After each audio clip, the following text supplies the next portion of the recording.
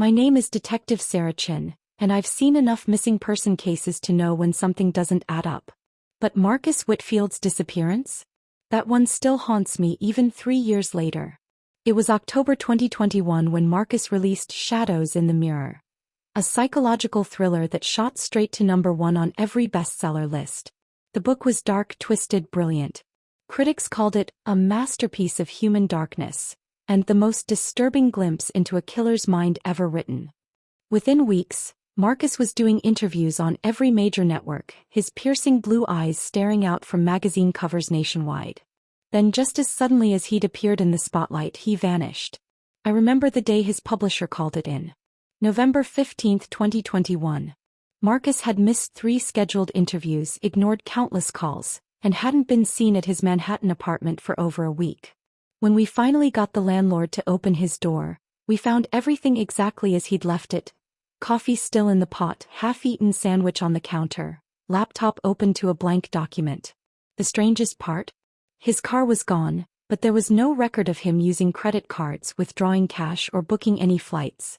It was like Marcus Whitfield had simply decided to erase himself from existence. His agent, Rebecca Stone, was beside herself. Marcus was finally living his dream, she told me, tears streaming down her face. Why would he just leave? And where would he go? I spent months following every lead.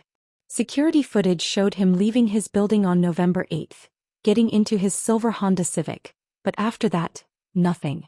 No traffic cameras picked up his license plate, no gas stations had records of his card being used. It was as if the earth had swallowed him whole. The media had a field day with it. Best-selling author vanishes without a trace dominated headlines for weeks. Conspiracy theories ran wild. Some claimed he'd faked his death for publicity. Others insisted he'd been murdered by someone unhappy with the dark secrets his book allegedly revealed. The more sensational outlets suggested he'd uncovered something dangerous while researching Shadows in the Mirror, and had to disappear for his own safety. But I knew better. I'd read his book cover to cover multiple times. The level of detail about the killer's psychology, the intimate knowledge of how a murderer thinks and operates, it was too real, too authentic. Either Marcus Whitfield was an incredibly gifted writer with an unnaturally dark imagination, or he knew more about killing than any novelist should. The case eventually went cold. Other mysteries demanded my attention, other families needed answers. But I never stopped thinking about Marcus Whitfield and his silver Honda Civic, wondering if somewhere out there he was still alive, still writing, still carrying whatever secrets had driven him to disappear. I had no idea that 3 years later, on a routine call to a remote cabin in the Adirondack Mountains, I would finally get my answers. And I had no idea that those answers would be far more terrifying than anything I could have imagined. The call came in on a Tuesday morning in October 2024. A property management company was doing their annual check on a remote cabin that had been abandoned since the owner died 5 years ago. The place was finally being put up for sale, and they needed someone to verify that squatters or vandals hadn't damaged the property. It's about 3 hours north of the city, Sergeant Rodriguez told me as he handed over the case file. Middle of nowhere, practically. The management company just wants us to do a quick sweep and file a report. I almost didn't take it. Abandoned property checks were routine, boring, the kind of assignment you gave to rookies or detectives who needed a break from the heavy cases. But something about the location nagged at me. The Adirondacks. Exactly the kind of place someone might go if they wanted to disappear completely. The drive took me through increasingly sparse countryside, past towns that seemed frozen in time, until finally I was navigating narrow dirt roads that my GPS insisted didn't exist. When I finally found the cabin, I understood why someone might choose this place to hide from the world. It sat in a small clearing surrounded by towering pine trees that blocked out most of the sky. The cabin itself was larger than I'd expected, 2 stories with a wraparound porch and large windows that now stared out like empty eyes. A silver Honda Civic sat in the overgrown driveway, its paint faded and tires flat. My heart started racing before my brain fully processed what I was seeing. I ran the license plate through my radio, though I already knew what dispatch would tell me. That's a match for Marcus Whitfield, Detective Chen, the author who went missing 3 years ago. The front door was unlocked. Inside, the cabin was surprisingly well preserved, as if someone had been living there until recently.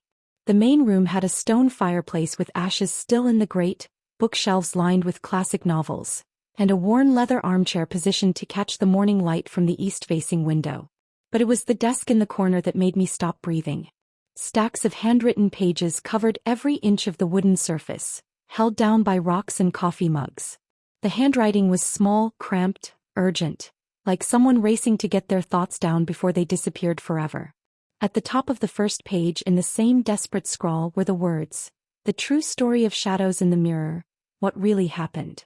I picked up the manuscript with trembling hands and began to read Marcus Whitfield's final confession. "My name is Marcus Whitfield and I am a murderer. If you're reading this, it means I'm finally dead and someone has found my hiding place. Good. It's time the truth came out, even if I'm not brave enough to tell it while I'm still breathing. Everyone thinks shadows in the mirror came from my imagination. They praised my incredible insight into the criminal mind and my unnaturally realistic portrayal of a killer's psychology. If only they knew how realistic it really was. The book isn't fiction. Every murder I described, every twisted thought process, every detail about how the victims suffered, it all happened exactly as I wrote it. Because I was there. Because I did it. It started 5 years ago, long before I was famous, when I was just another struggling writer waiting tables and dreaming of publication. I was working on a crime novel, but it felt flat, unrealistic. I couldn't capture the authentic voice of a killer because I had no idea what killing actually felt like. So I decided to find out. Jennifer Walsh was the first. I told myself it was research, that I was doing it for my art. She was a regular at the restaurant where I worked. Always alone, always paid in cash, no one would miss her quickly. I followed her home one night and, well, you can read about what happened next in chapter 3 of my book. But killing Jennifer didn't satisfy my curiosity the way I thought it would. Instead, it awakened something darker, something hungry. The rush I felt watching the life drain from her eyes was unlike anything I'd ever experienced. And the material it gave me for my novel was incredible, raw, authentic, real in a way that no amount of research could replicate. So I killed again. David Martinez became the victim in chapter 7. Sarah Kim inspired chapter 12. By the time I finished my book, I had killed 6 people, and their deaths had become the foundation for my literary success. I thought I was clever. I thought I'd covered my tracks perfectly. I chose victims who wouldn't be missed immediately, people whose lives were disconnected enough that their disappearances would be treated as runaways or voluntary disappearances rather than homicides. I varied my methods, changed locations, never left evidence that could be traced back to me. And it worked. Shadows in the Mirror became a bestseller, and I became the literary world's new golden boy. Critics praised my unflinching examination of evil and my profound understanding of the criminal psyche. I gave interviews about my research process, making up stories about visiting prisons and interviewing convicted killers.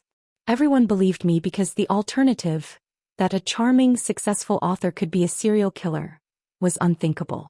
But success brought scrutiny I hadn't anticipated. Suddenly everyone wanted to know more about Marcus Whitfield. Reporters started digging into my past, asking questions about my inspiration, wanting to verify my research claims.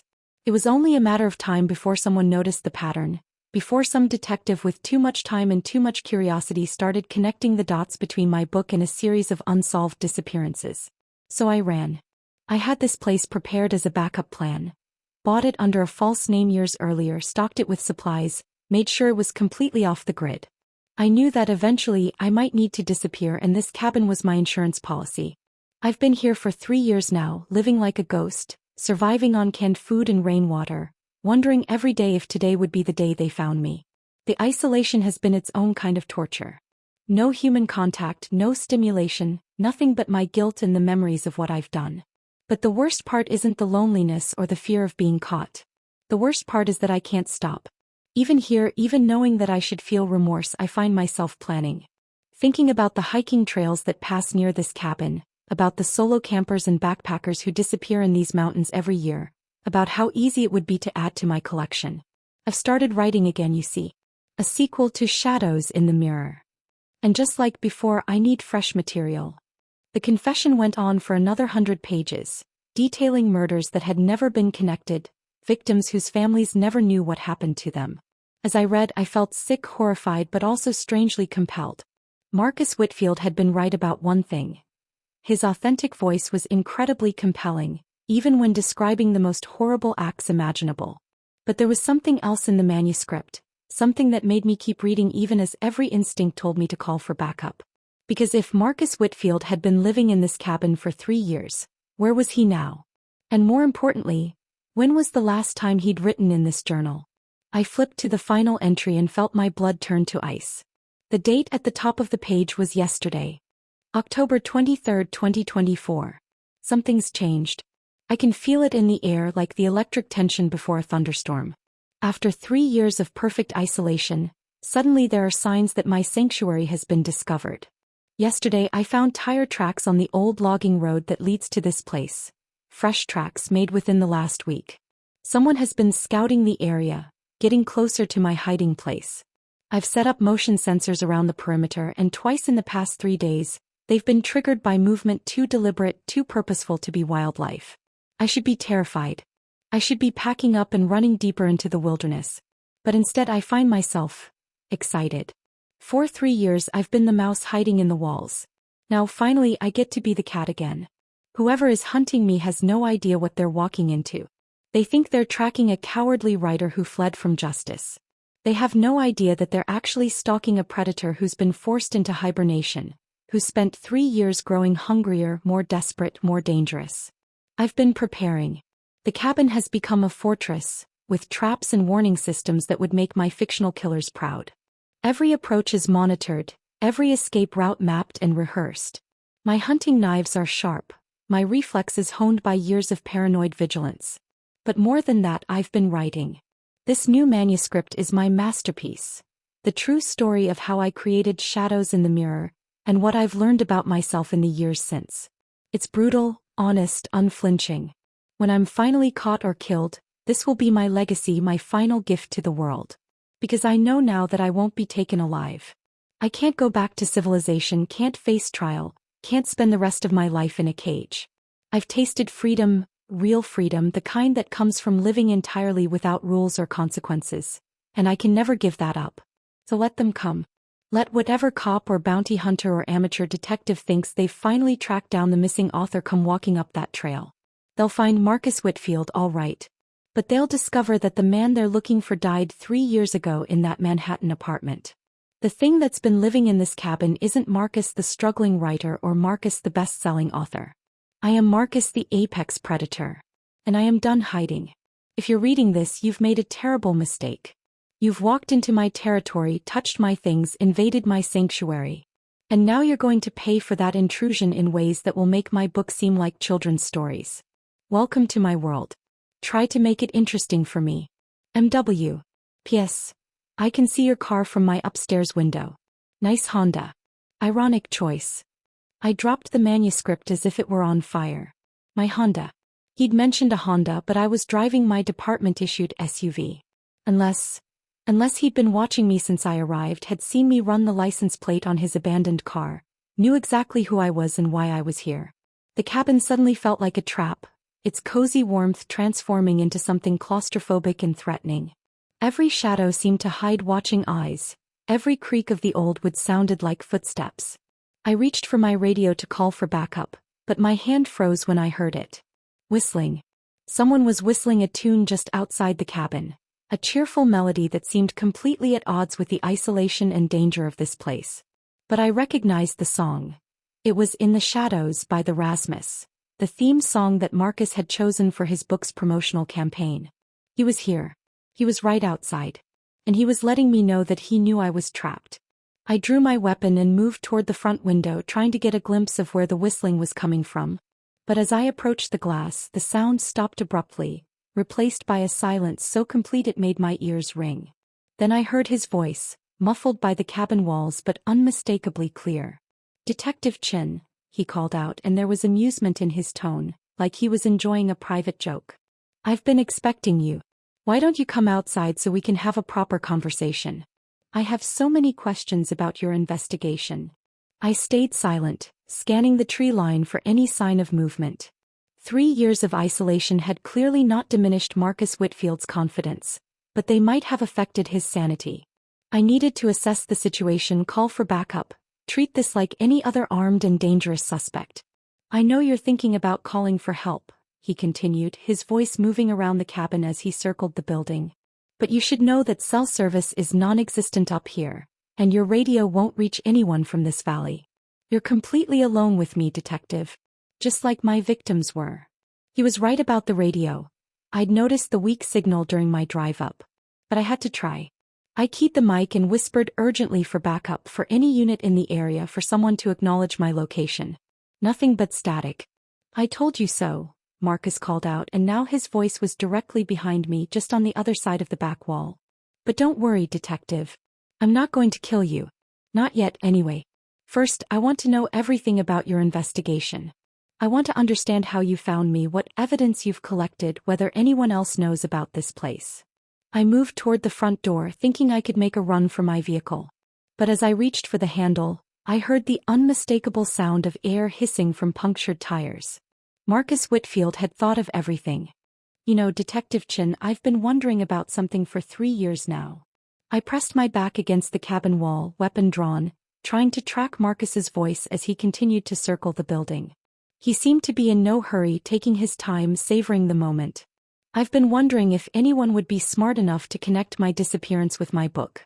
To really read between the lines and understand what Shadows in the Mirror was actually confessing.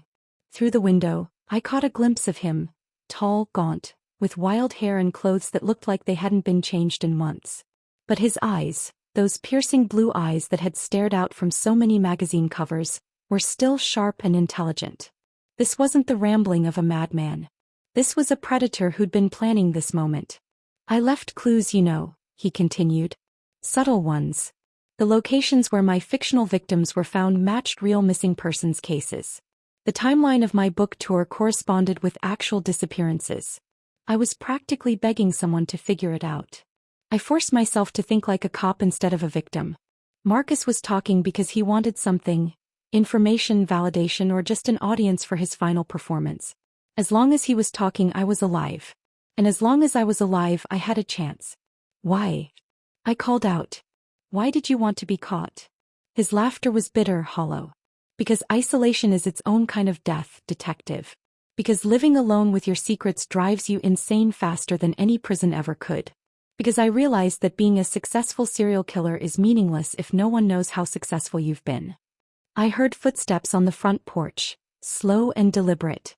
He was coming inside. I spent 3 years writing my confessions, perfecting every detail, creating the most complete record of a killer's mind that's ever existed. But what good is a masterpiece if no one ever reads it? The front door creaked open. I moved behind the kitchen counter, using it as cover, my weapon trained on the doorway. That's where you come in, detective. You're going to be my final collaborator.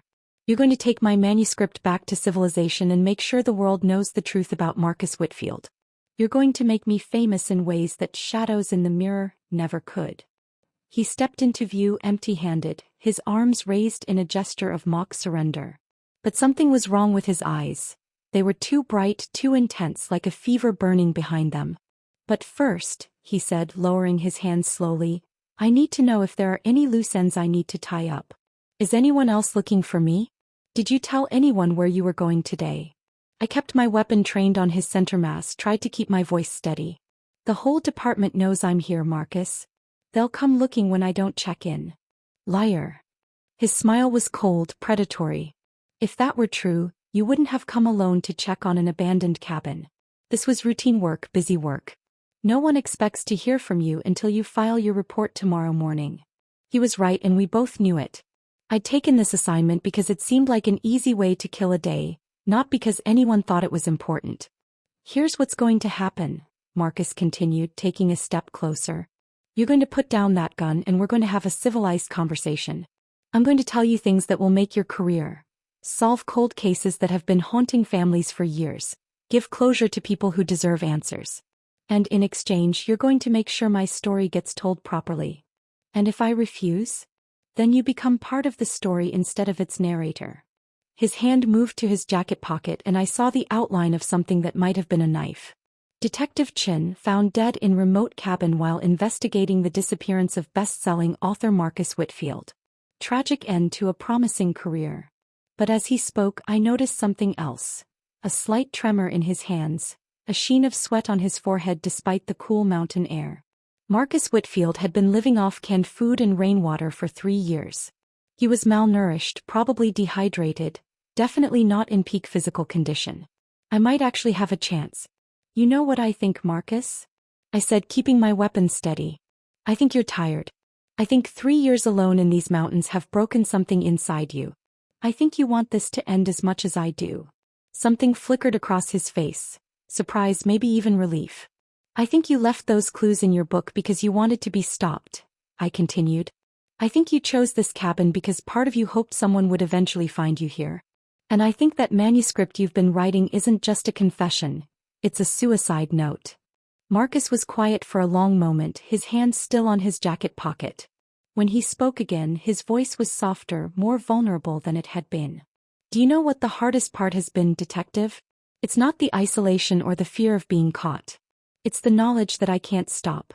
Even now, even talking to you, part of me is thinking about how easy it would be to add one more chapter to my story. But you don't want to, I said. If you did, I'd already be dead. He nodded slowly, and for just a moment I saw past the predator to the broken human being underneath. I destroyed 6 families, detective. 6 innocent people who trusted me, who let me into their lives just long enough for me to end them. And the worst part is that I was good at it. I was so damn good at it. Then help me understand, I said. Help me give their families closure. Let me take you in alive so they can have answers. Marcus Whitfield stared at me for a long moment, his hand slowly moving away from his pocket. Then, to my amazement, he sat down heavily in his leather armchair, suddenly looking every one of his years. The manuscript is all there, he said quietly. Every victim, every location, every detail I can remember. Take it back with you, detective. Make sure their families know what happened. Make sure they know I'm sorry, even if that doesn't mean anything anymore. I kept my weapon drawn but moved slowly around the counter. What about you, Marcus? Are you coming back with me? He shook his head, reaching into his other jacket pocket. This time what he pulled out wasn't a knife, it was a small vial of pills. I've been saving these, he said. Collected them over the years just in case. I always knew this day would come eventually. Marcus, wait. Thank you, Detective Chen, he said, his voice growing fainter. Thank you for finding me. Thank you for listening. And thank you for making sure the story gets told properly. By the time the backup I'd finally managed to radio for arrived 6 hours later, Marcus Whitfield was gone. But his manuscript remained, all 847 pages of it, detailing crimes that had gone unsolved for years and providing closure to families who had given up hope of ever learning the truth. The media called it the most chilling confession in criminal history. Publishers fought bidding wars for the rights to Marcus's final work. Hollywood optioned the story before his body was even cold. But I've never read any of the books or seen any of the movies they made about Marcus Whitfield. I have the original manuscript locked in my desk drawer, and sometimes, late at night when I can't sleep, I take it out and remember the broken man who sat in that leather chair and finally chose to stop running. The families got their answers. Justice, such as it was served. And somewhere in the Adirondack Mountains, a silver Honda Civic sits rusting in an overgrown driveway, the only monument to a man who turned his darkest impulses into best-selling fiction, then discovered that some stories are too real to survive telling. My name is Detective Sarah Chen, and this is the case that taught me that sometimes the most dangerous criminals are the ones who understand exactly how dangerous they are. And sometimes the only way to stop a monster is to help them find their own way home.